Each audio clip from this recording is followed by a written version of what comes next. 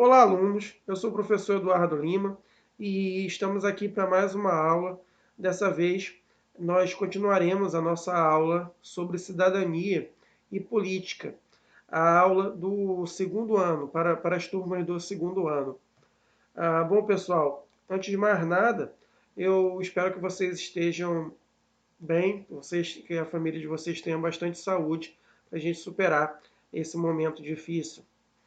Bom, pessoal, vamos continuar aqui falando sobre cidadania e aqui a gente vai explicar a etimologia da palavra, ou seja, a gente vai explicar a origem e a história da palavra cidadania, como ela se relaciona com diversos eventos políticos que aconteceram ao longo da história. Olha, da raiz da palavra cidade, civitas, derivaram termos como civilização, civilizado, civil, cívico e civilidade. Temos na sua correspondente grega polis a origem das palavras político, politizado, polido.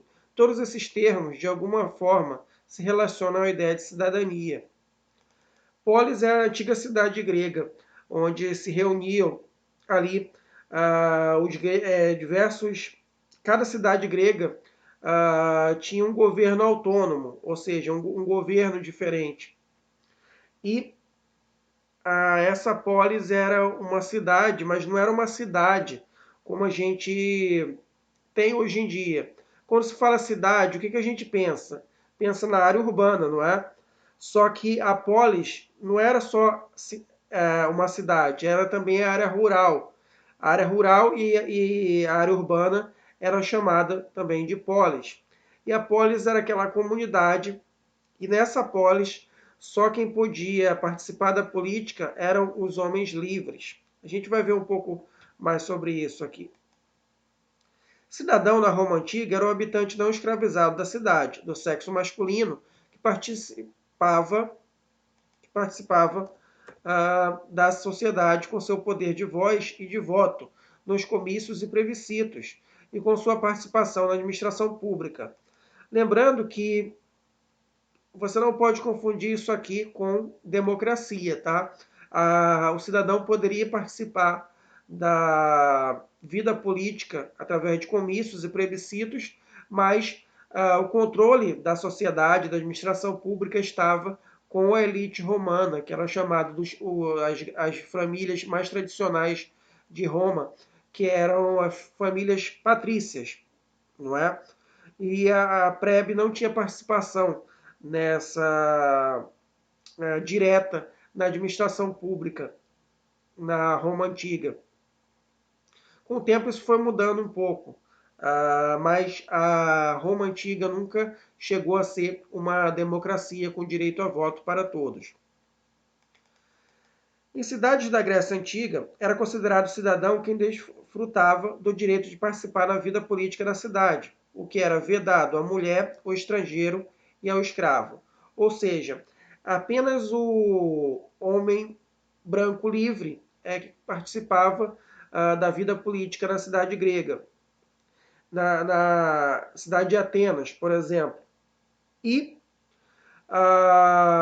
ele precisava ser filho de pai ou mãe ateniense para poder participar da vida política. Era assim, era uma democracia chamada democracia direta. Ao invés dos gregos elegerem um representante, eles mesmos iam para a Assembleia para poder falar, discutir, debater as leis, debater sobre os problemas da cidade. Todos tinham direito à voz ali, a falar ao público sobre os problemas relacionados à cidade. E essa participação ali era somente para somente para o homem livre, tá? Uma das coisas que esse sistema favoreceu foi ao homem pobre também participava. Independente dele ser rico ou pobre, ele tinha participação nessa Assembleia. No entanto, a mulher não participava da vida pública da cidade, não participava da política da cidade, não tinha direito a participar dessa Assembleia. O estrangeiro também não, e o escravo muito menos. Então, mulher, estrangeiro e escravo não participavam dessa chamada democracia grega, né? Democracia de Atenas, por exemplo. E aqui na Europa, né, na Idade Moderna, sob as monarquias absolutistas, absolutistas eram monarquias onde o rei tinha um poder bastante concentrado. Não era poder absoluto mesmo, de fato, porque poder absoluto ninguém tem, mas era um poder muito concentrado nas mãos do rei, por isso foi chamado de poder absoluto, poder absolutista, né?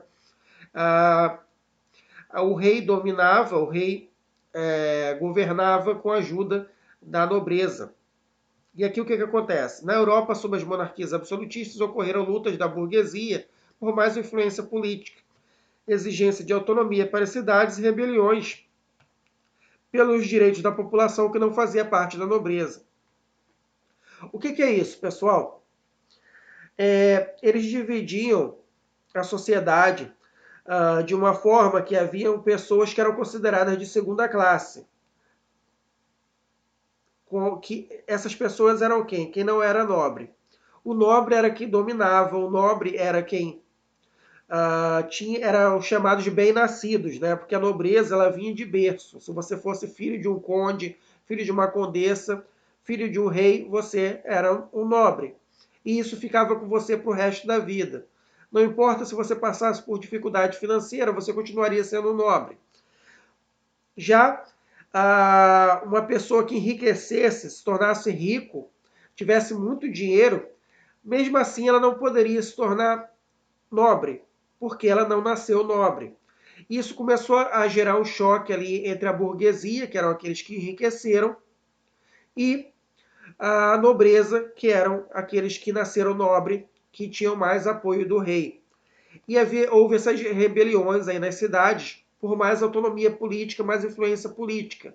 A burguesia queria gerir os negócios da cidade sem dar satisfação à nobreza. Isso gerou várias revoltas ali. É por isso que há essa ligação da cidade com a cidadania, porque por causa dessas rebeliões que ocorriam na cidade por mais autonomia na cidade. Vem aí a relação de cidade com cidadania também. Continuando aqui, nesse contexto emergia a ideia da força da cidadania, principalmente por meio da associação de indivíduos. Aliás, a etimologia do nome burguesia se aproxima. Etimologia, como eu falei, é a origem e história das palavras, né? É a pesquisa da origem e história das palavras. Aliás, a etimologia do nome burguesia se aproxima pelo sentido da cidadania, por derivar da palavra de origem germânica burgo, que na Idade Média designava o núcleo fortificado de um povoado. Núcleo fortificado, o que é isso? São aquilo que você vê nos filmes da Idade Média, que é aquela cidade cercada com muros enormes. E essa cidade era chamada de burgo. Lá dentro vivia um povoado. E essa cidade se chamava de burgo por isso. No começo da origem da palavra, burguês era quem morava nessa cidade. Independente se fosse rico ou fosse pobre, era chamado de burguês, porque morava no burgo, morava na cidade. Com o tempo, a burguesia, essa palavra teve outro significado, se tornando somente as pessoas muito ricas dessa sociedade. E o termo hoje que designamos para a burguesia, para burguês, é aquele que tem os meios de produção, ou seja, aquele que tem empresas, tem fábricas ou tem terras. Esse aí é chamado de burguês, tá? Que é o proprietário de terras, fazendeiro latifundiário é chamado de burguesa, burguesia rural, burguesia industrial, dono de indústrias, burguesia financeira, que é dona de bancos ou investe na bolsa de valores. Enfim, são diversas frações aí da burguesia que são as pessoas que têm esses meios de produção, tá? São os meios que produzem mercadorias.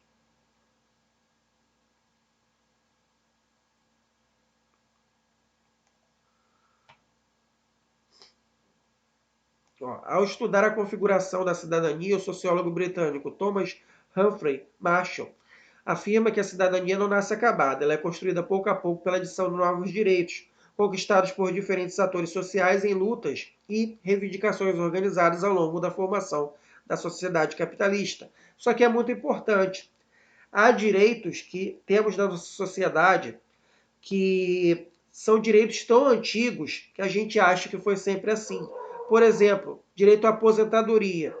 Eu acredito que todo mundo aqui entenda que a pessoa que trabalhou a vida inteira, ela tem o direito de, quando ela estiver velho, ela não precisar mais trabalhar e apenas receber, para ela ter uma vida tranquila, sem precisar trabalhar no momento em que ela está muito velha, e muito idosa, e que não tenha condições de trabalhar, não é verdade?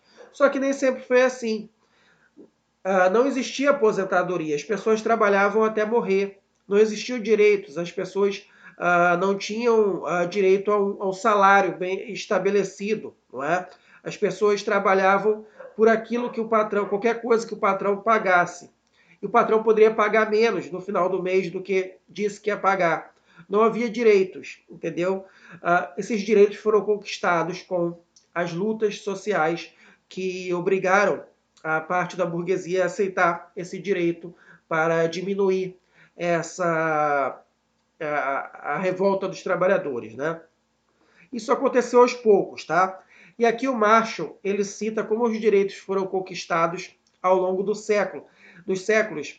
É preciso lembrar que ele está estudando a Inglaterra, tá, gente? Isso aqui está dizendo, se referindo à Inglaterra historicamente. Então ele explica o que são os direitos, mas é preciso lembrar que está se referindo à Inglaterra, por quê? Em cada país, esses direitos foram conquistados em tempos diferentes, com uma cronologia diferente, entendeu? Direitos civis no século XVIII, muitos direitos foram conquistados na Inglaterra antes, o Brasil não tinha, entendeu? E só foi conquistado muito depois, entendeu? Então, aqui o Marshall está falando historicamente da Inglaterra, mas é interessante aqui para a gente entender o que são direitos políticos, o que são direitos civis, o que são direitos sociais. Vamos lá. Em seu livro Cidadania, Classe e Status, Marshall via na cidadania o elemento de mudança social no contexto industrial inglês. Tomando por base a sociedade inglesa, ele concebeu 3 tipos de direitos conquistados ao longo dos séculos: civis, políticos e sociais. Aqui explico o que são esses 3 tipos, né? O primeiro direito conquistado são os direitos civis, datado do século XVIII, englobam as liberdades pessoais de expressão e culto religioso, o direito à propriedade, o direito de um tratamento legal justo. Isso aqui é importante. Não se tinha liberdade de expressão, ou seja, o rei proibia que se fizesse discursos contra ele, um exemplo. Culto religioso. Era o rei que dizia qual religião a pessoa deveria seguir. O rei católico dizia, não, aqui só podem ter pessoas católicas, obrigavam as pessoas a serem católicas. Há muitos casos dos chamados cristãos novos, que eram o quê? Judeus que foram obrigados a se tornar católicos, né? Batizados à força, né? O que hoje é visto como um tremendo absurdo, não é verdade? Mas naquela época não era. Então, isso aqui é um direito que foi conquistado. Um direito a você ter a sua religião sem precisar ser perseguido por causa disso. Ser perseguido por causa disso. Direito à propriedade, só que é muito interessante que aqueles que tinham propriedade, né, eles colocaram esse direito aí por uma forma de se proteger. A quem interessava mais isso aqui? A burguesia, que elas tinham propriedades, então eles precisavam colocar, resguardar a sua sociedade, a sua propriedade, não é? Isso aqui interessou mais aqueles que tinham propriedade. Quem não tinha nada, ficava à mercê desse direito, né? O direito a um tratamento legal justo, ou seja, um direito ao julgamento justo. Se você cometeu um crime, você devia ser julgado de um modo justo, não é? E não ter tribunais influenciados pelo rei, como acontecia nas monarquias, né? Século XIX. Os direitos políticos conquistados no século XIX correspondem às formas de participação no processo político, como o direito a voto. eleger e ser eleito, de ocupar cargos políticos e administrativos no aparelho do Estado, de participar do júri, entre outros. Por que isso aqui é importante? Na Inglaterra, chegou um momento ali em que eles conseguiram colocar uma monarquia constitucional, em que havia parlamento.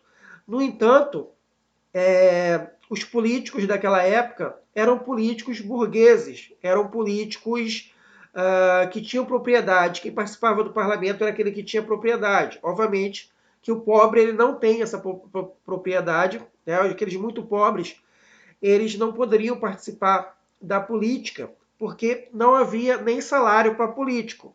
Se não havia salário para político, só participava da política aqueles que poderiam se manter sozinhos. Então, o pobre não tinha direito nem de votar em alguém para representá-lo. Então, houve uma luta dos trabalhadores da Inglaterra para que o trabalhador tivesse direito de ter o seu representante lá, né? Então, isso foi importante que os políticos passassem a ter salário para que mantesse alguém que não tem condições de se manter sem o salário pudesse ser eleito.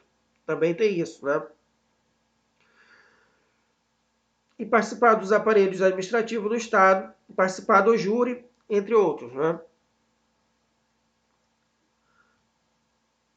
Aqui, participar dos cargos administrativos do Estado. Por quê? Antes, com a monarquia, era o rei que decidia quem ia participar desses cargos. E, na maioria dos casos, eram nobres que participavam dos cargos da administração do Estado. Isso aqui passa que o Estado não define mais dessa maneira, né? Ou quem participa do aparelho do Estado. É como, por exemplo, aqui, agora, no nosso país, para participar do Estado, o que você precisa fazer? Um concurso público, ou seja, independente da sua religião, do seu credo, se você é nobre ou não, né? Embora ainda existam nobres no Brasil, né? Embora muito poucos, né?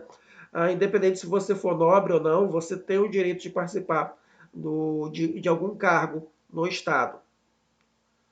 E direitos sociais resultam das lutas do século XX, procura garantir, entre outros, o direito ao trabalho para todos e previdência social para indivíduos sem condições de trabalhar, além dos aposentados. Como eu falei, a previdência social também é uma conquista, porque ela ajuda quem não pode trabalhar, ou seja, quem adoeceu, não tem condições de trabalhar, e também para quem é muito idoso não tem mais condições de trabalhar. Antes não era assim. Antes o que acontecia? A pessoa trabalhava até morrer.